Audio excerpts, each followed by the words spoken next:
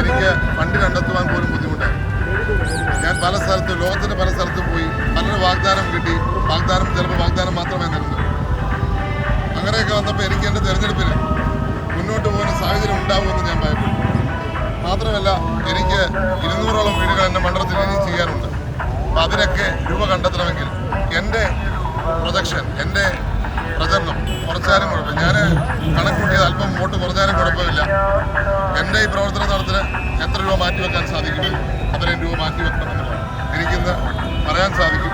75 ലക്ഷത്തിലേറെ രൂപ എൻ്റെ ഫൗണ്ടേഷൻ, എൻ്റെ പിതാവിൻ്റെ പേരുള്ള ഫൗണ്ടേഷൻ സാധിക്കുന്നത് ആ ഒരു തീരുമാനം.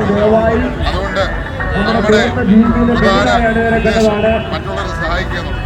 സ്ഥാനം വരും, സ്ഥാനം പോകാം. പിന്നെ ചിലപ്പോൾ ഞാനുണ്ട്, അല്ലെങ്കിൽ കാണത്തില്ല.